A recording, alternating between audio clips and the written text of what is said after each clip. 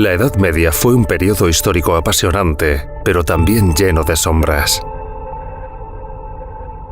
En Europa el feudalismo creaba una sociedad injusta y desigual, y la Iglesia Católica había crecido en riqueza y poder, pero había convertido los principios de Jesús en una religión alejada de las personas, donde había un abismo entre el clero y el pueblo llano. En medio de esto, alguien se levantó para decir que aquello no estaba bien, que había que cambiarlo.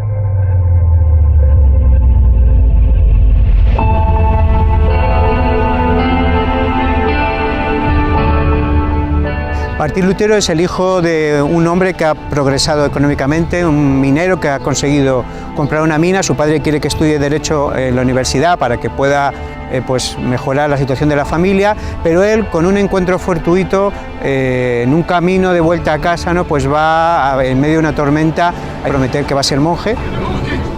Se va a hacer monje agustino, que era uno de los monjes que más cercanos estaban a la Biblia en ese momento, y acabará siendo profesor de Biblia, y ahí, en la lectura de la Biblia, es donde se va a dar cuenta de las grandes contradicciones que había en la Iglesia de su tiempo, en la Iglesia Católica de su tiempo, y lo que dice la Biblia.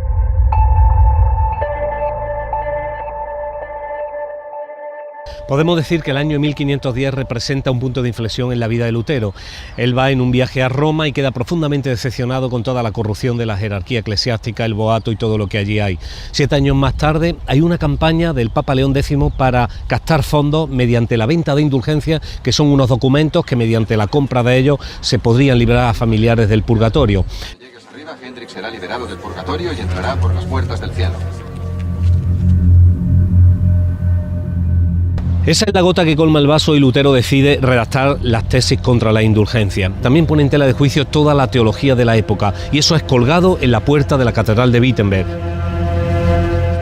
Fue por aquel entonces cuando Lutero tuvo su crisis espiritual. Le atormentaba la idea de la justicia de Dios, porque él la entendía como algo que Dios le exigía a él y que jamás podría alcanzar.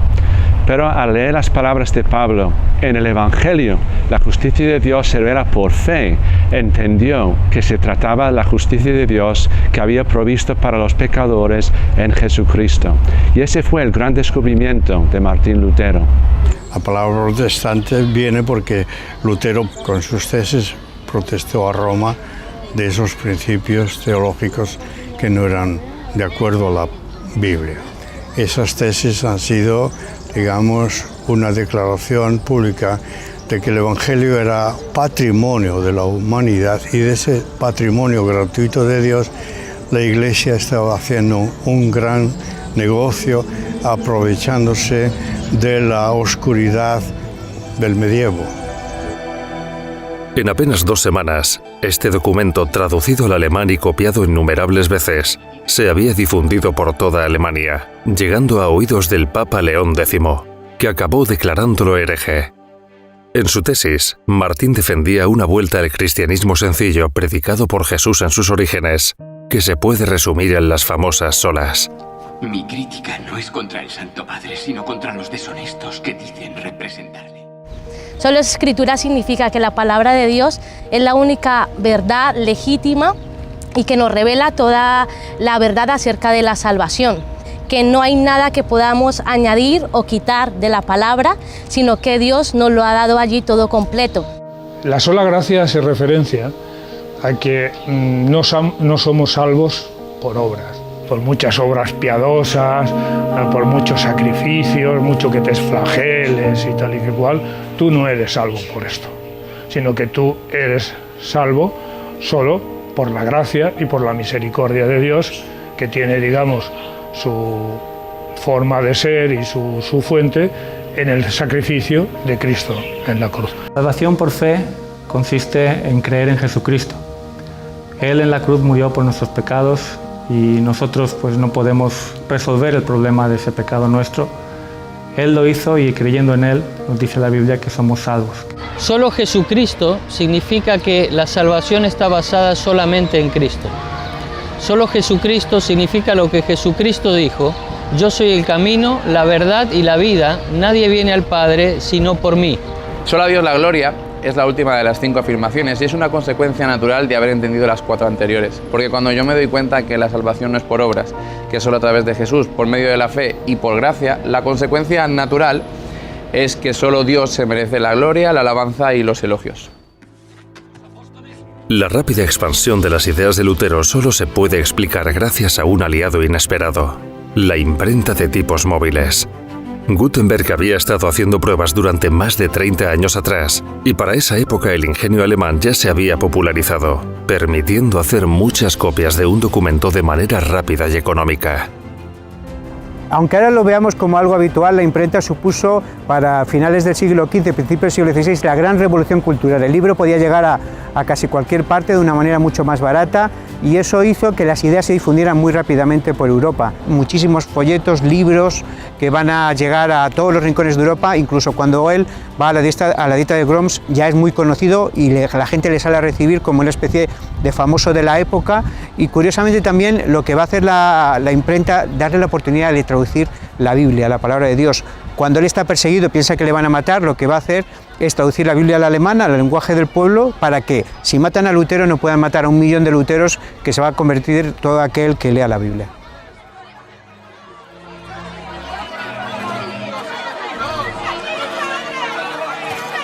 El protestantismo comienza a extenderse rápidamente por los países vecinos y toma diferentes formas, aunque todas coinciden en su ruptura con la Iglesia católica. Inmediatamente desde Alemania se extiende este sentir por una iglesia fundada en la palabra, por una iglesia centrada en la adoración a Dios y únicamente a Dios, y muy señaladamente con la conversión de Calvino va a extenderse a Francia. En Francia va a tener un gran éxito porque Calvino, no solamente en su tierra natal, sino en la próxima Ginebra, donde se instala con otros, va a desarrollar la segunda fase de la Reforma, que es el calvinismo. De todos los países en donde se oficializó primeramente, digamos, el protestantismo como religión oficial, fue en los países del norte, que fueron los más radicales y cortaron con Roma, a pesar de Lutero, porque Lutero no quería romper con Roma. Lutero lo que quería era reformar la Iglesia, que la Iglesia se adecuara a las Sagradas Escrituras. Pero luego en cada país hubo unas reacciones diferentes que salían del control de Lutero. El protestantismo es como una expresión muy generalizada y entonces en cada país cogió una énfasis diferente. Independientemente de los intereses políticos, las ideas que había plantado Lutero calaban en los corazones de las personas y fueron transformando poco a poco la sociedad. Muchos pensadores y grandes personajes europeos actuaban movidos por esta nueva fe. Pero también las leyes de algunos países se fueron adaptando a la moral predicada por los reformadores. Lutero y los otros reformadores producen una revolución sin precedentes a nivel europeo y a nivel mundial. Primero, al proclamar el sacerdocio universal, que es que cualquier persona se puede dirigir a Dios sin necesidad de intermediarios. El segundo principio es la libre interpretación de las Escrituras, que no significa que cada uno pueda leer e interpretar lo que le parezca, sino que uno se libera de la tutela de la jerarquía eclesiástica a la hora de interpretar. Lee e interpreta lo que está leyendo. Esto produce una revolución sin precedentes, y no solo en el campo religioso, sino también en el político y social. La Reforma protestante supuso un gran cambio en la historia. Ahora, después de 500 años, podemos hablar de cómo influyó en muchas áreas de la vida, no solo en el aspecto religioso. El aspecto social, los protestantes contribuyeron al parlamentarismo moderno, a la democracia, a la libertad de prensa, a la libertad de cultos, naturalmente, y eso hizo que, y a la tolerancia, ¿no?, que es uno de los grandes logros del hombre moderno europeo. Eso hizo que a lo largo de su historia, tanto en Europa como en los Estados Unidos y en los países donde ha habido pues grupos protestantes más grandes, haya personajes tan destacados, pues por ejemplo como Martin Luther King, con la defensa de los derechos de las personas de color, pero también la abolición de la esclavitud siglos antes, o tantas otras cosas que han contribuido al bienestar del mundo, ¿no? En el mundo de la ciencia, pues uno de los grandes personajes es Newton, que no solo era un gran científico, sino era además un hombre de fe. Pero también ha habido personajes tanto hispanos como latinoamericanos, presidentes de gobierno, ¿no?, que han influido por sus valores, como Abraham Lincoln, por ejemplo, con su lucha, ¿no?, en los Estados Unidos también contra la esclavitud, pero sobre todo por la tolerancia. Él decía que su libro de referencia siempre era la Biblia y que siempre buscaba pues en Dios consejo para sus decisiones políticas. La gran aportación que hizo la Reforma respecto a la economía, sin lugar a dudas, fue el nuevo concepto de trabajo. A partir de la Reforma, el trabajo ya no solamente no era una maldición, sino que era una bendición, como curiosamente está pasando hoy día en la sociedad en la que estamos viviendo. Todo el mundo tenía que trabajar, todo el mundo tenía que vivir del esfuerzo de su trabajo y además tenía que llevar una vida pues sencilla y una vida, digamos, digna, de acuerdo con los principios de las escrituras en los cuales estaba basada, digamos, la Reforma. En el año 17 fue cuando Lutero colocó las tesis de Wittenberg y 7 años después, en 1524, se edita el primer compendio de corales, el Choralgesang, de ahí viene el nombre de coral. Desde que el Papa Gregorio había instaurado, digamos, un canto único para toda la Iglesia, el gregoriano, entonces el pueblo dejó de cantar, se limitaban a un amén o un aleluya al final. Entonces supone un gran cambio porque Lutero y sus colaboradores le dan al pueblo el papel de protagonista, de cantar. Son melodías que se cantan con textos en alemán, los textos son totalmente bíblicos, adaptan los ritmos de manera que sean lo más iguales posibles para que sea fácil de cantar. Y así surgirá lo que llamamos ahora nosotros himnos. Estos corales creados por Lutero, también Johann Walter, Ruf y Senfr, suponen un gran cambio no solo para la alabanza, sino también para la historia de la música.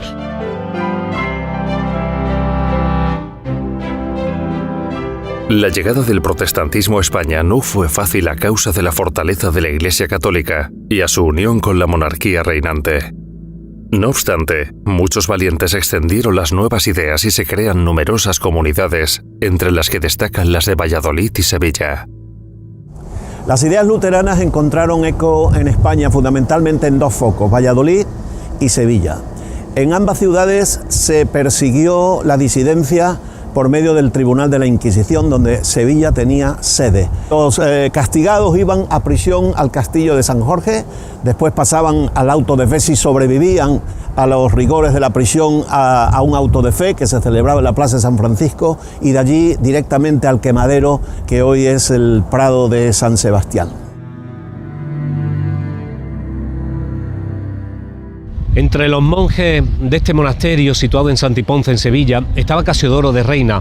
Él inicia aquí la primera traducción completa de los escritos originales al castellano. Era la Biblia del Oso, que posteriormente la terminó en el exilio y fue revisada por Cipriano de Valera. Aquí se encontraba también el prior García Arias y Antonio del Corro, que fueron sentenciados por la Inquisición a causa de que habían penetrado la idea de Lutero. Propios y extraños han acuñado que la Reforma del siglo XVI termina a mediados de ese siglo con los autos de fe de Sevilla y Valladolid. El primer protestante español quemado lo registramos en Palma de Mallorca en 1523, pero es que el último es en Valencia en 1826. La investigación de Schaeffer registra 2000 nombres, con nombres y apellidos. Poco más se puede contar sobre la Reforma en España, ya que fue casi completamente erradicada. En el siglo XIX, gracias a la Revolución Industrial, llegaron a España muchos especialistas que profesaban la fe protestante. El siglo XIX da una segunda oportunidad al movimiento evangélico español, con lo que se ha venido a llamar la Segunda Reforma. El primer personaje que tendríamos que mencionar es Guillermo Rull, un señor inglés que viene a España en 1835 y pasa por Sevilla, por Cádiz, donde también establece la primera escuela evangélica en el territorio español. Él trabajará y fundará una iglesia en Gibraltar, que será la puerta de entrada de las ideas reformadas de nuevo en nuestro país. El segundo personaje importante para nuestra historia es Jorge Parrow, que llega a España como agente de la Sociedad Bíblica Británica y Extranjera en 1836. Tiene permiso para editar 5.000 Biblias, las cuales empieza a difundir, pero que rápidamente las autoridades impiden su difusión e incluso las confiscan. Todos aquellos que se convirtieron en el siglo XIX en España quisieron de una manera voluntaria entroncar con la primera reforma que tuvo lugar en España en el siglo XVI. Y por tanto tenemos a figuras como Luis Usoz y Río y Juan Calderón que quisieron recuperar los escritos de aquella época. Y por tanto tenemos ahora en nuestras manos las lecturas acerca de Juan de Valdés y todo el material que ellos prepararon acerca de lo que fue ese movimiento de Dios en el siglo XVI en España. A mediados del siglo XIX España seguía siendo un país intolerante en el ámbito religioso. La Inquisición tuvo que venir a abolirla un francés, ¿no? El hermano de Napoleón Bonaparte, José Botella le llamaban, y a partir de ahí pues empieza a haber unos intentos, por lo menos de cierta tolerancia a los extranjeros, sobre todo a los diplomáticos y la gente que tenía que vivir en el país, pero sigue estando prohibida la difusión del cristianismo protestante. Va a ser Gibraltar el único punto de la península ibérica y durante un tiempo también pues en la isla de Menorca, en las Islas Baleares, los dos puntos donde va a haber cierta tolerancia por los ingleses sobre todo que están allí viviendo, en el caso de Gibraltar como colonia, y a partir de ahí va a ser un pequeño foco primero de cultura, porque van desde Gibraltar varios misioneros a abrir escuelas pues cerca de la Línea, de Cádiz, toda esta zona, pero luego de refugio de los protestantes españoles como Matamoros y otros que cuando van a ser perseguidos por el Estado pues van a encontrar en Gibraltar el único sitio de refugio. Septiembre de 1868 marca un nuevo tiempo para la historia del protestantismo en España. Después del alzamiento en armas de los militares Prim, Serrano y Topete y tras la batalla de Alcolea se establece la Primera República y con ello viene la libertad religiosa a nuestro país. De hecho, los generales tienen una entrevista con los principales líderes protestantes que hasta ahora habían estado en la clandestinidad y le dicen la famosa frase: ya pueden ustedes recorrer España con la Biblia bajo el brazo. A partir de entonces se establecen las dos primeras iglesias evangélicas en nuestro país, la de Mahón en Menorca y la de aquí de Sevilla. Difícil sería detenerse en las figuras de cada uno de los grandes nombres que representaron la nueva fe. Lo que sí está claro es que protestantes españoles y extranjeros intentaron hacer aportaciones en nuestro país, no solo a nivel espiritual, sino también social. Los primeros misioneros evangélicos en España en el siglo XIX eran conscientes de la situación en la que se encontraba el pueblo español, particularmente el hecho de que la inmensa mayoría de la población no sabía leer y escribir. Por tanto, uno de sus primeros énfasis fue la creación de escuelas. Al mismo tiempo eran conscientes de la pobreza y la desidia de muchas de las personas en nuestra nación y por tanto estuvieron detrás de los hospitales y también el cuidado de los huérfanos. Pero sobre todo son conocidos por encabezar la lucha contra la esclavitud que todavía persistía en los restos del Imperio Español, en Cuba y en Puerto Rico. Y así tenemos la figura de Julio Vizcarrondo Coronado y el pastor evangélico Antonio Carrasco, que encabezaron esa lucha contra la esclavitud en España.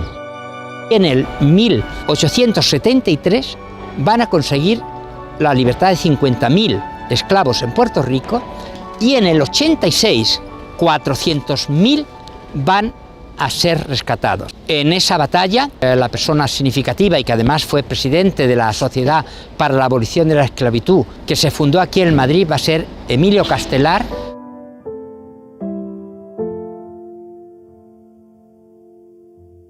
Lutero, cuando inicia la reforma en Alemania, consigue que el pueblo alcance la lectura de la Biblia.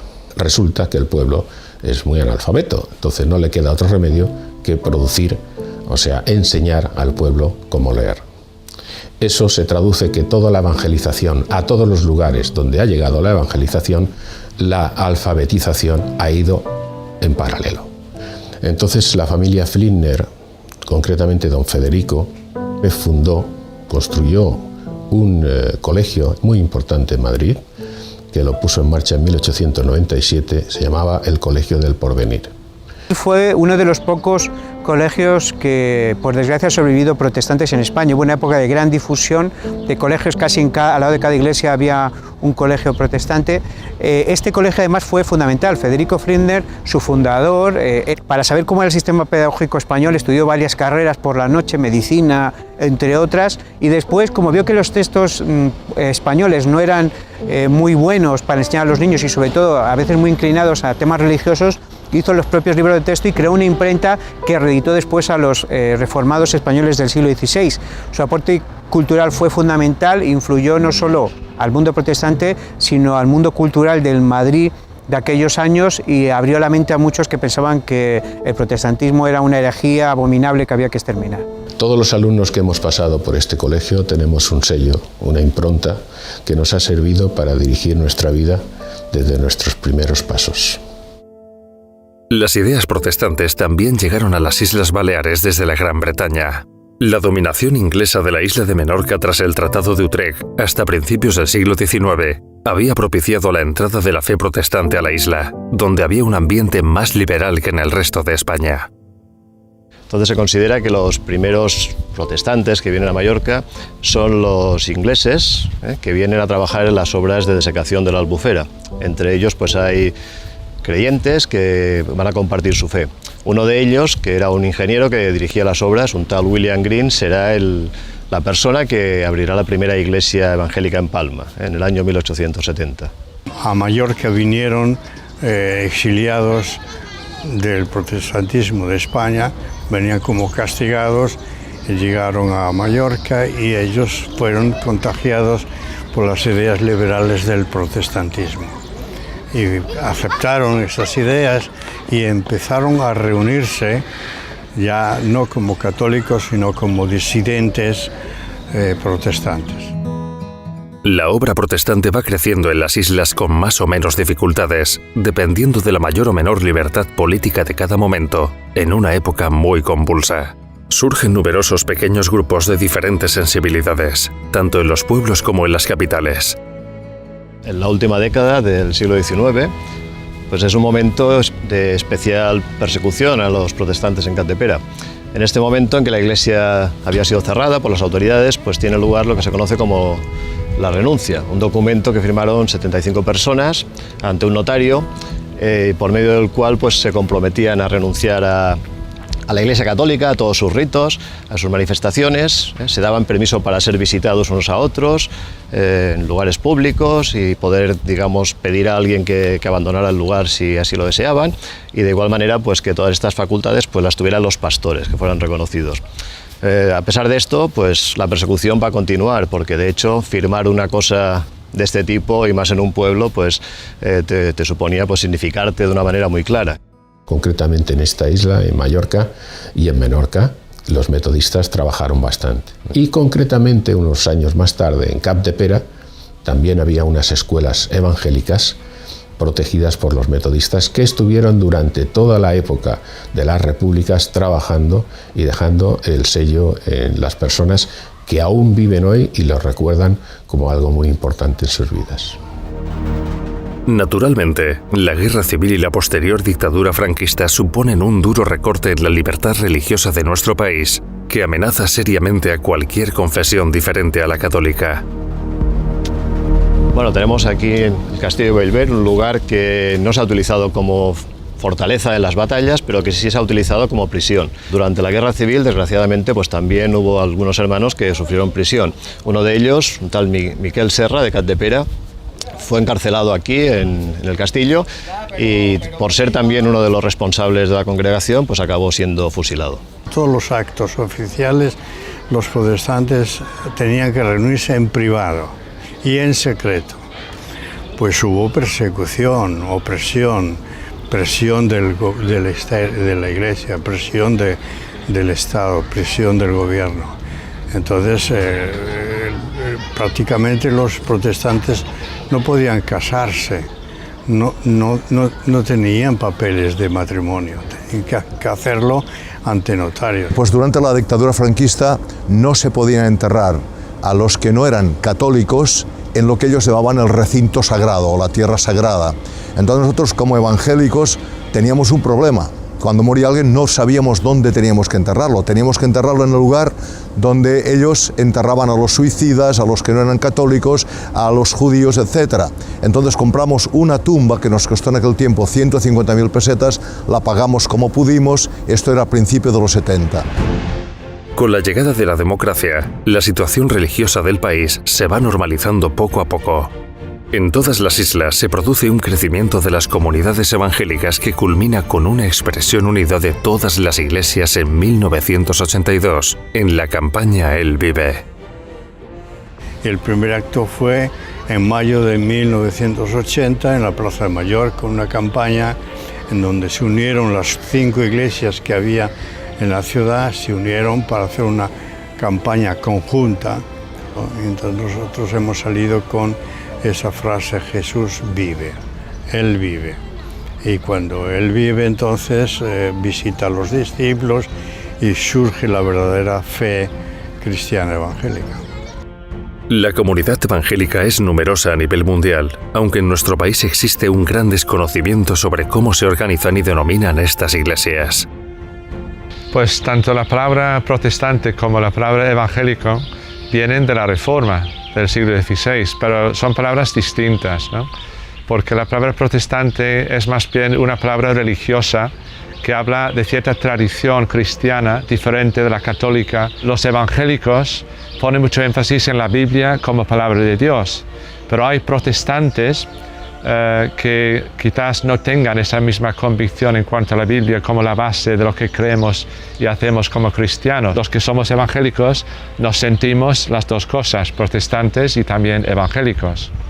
En el ámbito evangélico se da el fenómeno de que hay distintas denominaciones con énfasis particulares, especialmente en el ámbito de expresiones cúlticas, de organización eclesiástica, en algunos casos simplemente por factores geográficos, culturales. Las iglesias evangélicas se organizan de forma independiente entre ellas, no existe una jerarquía de unas a otras. Cada iglesia organiza sus propios estatutos y funciona de una forma asamblearia, o sea, son todos los miembros de la congregación que se reúnen con la periodicidad que haga falta y participan en la toma de decisiones del día a día de la iglesia, ¿no? Son ellos que votan y participan y se implican de una manera directa pues, en las cuestiones administrativas o las cuestiones incluso de orden y fe que pueda haber en la iglesia. Hace años que entendimos que la iglesia local es la que tiene que sostener a sus ministerios, a la gente que trabaja en ella, y lo hemos conseguido. Nuestra iglesia ha tomado para financiarse el modelo bíblico, donde se nos habla de diezmos, de ofrendas, de limosnas. Luego, con lo que recogemos los domingos, las ofrendas o colectas es lo que destinamos en mayor parte a obra social. En la actualidad, la comunidad evangélica balear cuenta con unos 6.000 miembros repartidos en las islas. Muchas de las iglesias están asociadas bajo el Consell Evangèlic de las Illes Balears, creado en 2008. El Consejo Evangélico está integrado por las iglesias y entidades evangélicas que están ubicadas en las Islas Baleares. Está creado y pensado para poder representar desde un punto de vista legal a las iglesias y a las entidades miembros y poder gestionar pues, programas que sean culturales, programas sociales y al mismo tiempo pues, fraternal, que contribuya tanto a difundir nuestros valores cristianos como a reforzar también el testimonio de las iglesias y la proclamación del Evangelio. A día de hoy, la Iglesia Evangélica Filadelfia es una de las más grandes de Europa porque en los años que llevamos somos una de las más jóvenes, sin embargo es una de las que más ha crecido en los últimos 60 años. Aproximadamente, como he dicho antes, andaremos por las 1.400 iglesias. Nosotros trabajamos en el pueblo gitano porque tuvimos un llamado directamente para el pueblo gitano, pero en esa trayectoria ha habido muchas personas no gitanas que se han convertido y son pastores en medio de nosotros. Por lo tanto, no podemos hacer exclusión de nadie. Eso sería un pecado delante del Señor. El Señor nos llama a todos por igual. Las iglesias evangélicas siempre han estado muy concienciadas con la acción social en sus barriadas, y aquí en las islas, por ejemplo, trabajamos conjunto con las prisiones, con la labor con los ancianos, banco de alimentos, servicio de ropa y demás cuestiones sociales, identificando las necesidades que tenemos a nuestro entorno. El Ejército de Salvación fue fundado en el año 1865. La labor que estamos realizando en Mallorca es hacia las personas, familias necesitadas. Estamos entregando ayuda para 250 familias. Estas tiendas han surgido o han nacido con el propósito de recibir donaciones y lo que hacemos es invertir esa donación en dinero para ayudar a estas personas que he mencionado, no solamente en Mallorca, sino en el resto de España. Remar se fundó en 1983. Bueno, en Mallorca tenemos esta casa de acogida que es para chicos de primera y segunda fase que vienen, con problemas de drogadicción, de alcohol, y luego tenemos una casa de familias de matrimonios. Tenemos tiendas de segunda mano, de muebles que reciclamos, que recogemos, electrodomésticos, y con eso nos subvencionamos. Asociación Betel se estableció en Palma de Mallorca hace 24 años, lleva funcionando a nivel nacional unos 32-33, y la obra evangélica en este aspecto fue un refugio para muchas personas que estábamos necesitados de ayuda y no sabíamos dónde acudir. Trabajamos conjuntamente en la prisión de Palma, se realizan talleres, algunos de manualidades, de pintura, también hemos realizado talleres de lectura de la Biblia o de estudio bíblico para las personas que están más interesadas. Aquella historia que empezó hace 500 años con Lutero tiene hoy su continuidad en Baleares en los más de 6.000 protestantes que se reúnen en las islas. Una comunidad que pretende imitar los pasos de Jesús, impactando en la sociedad que le rodea.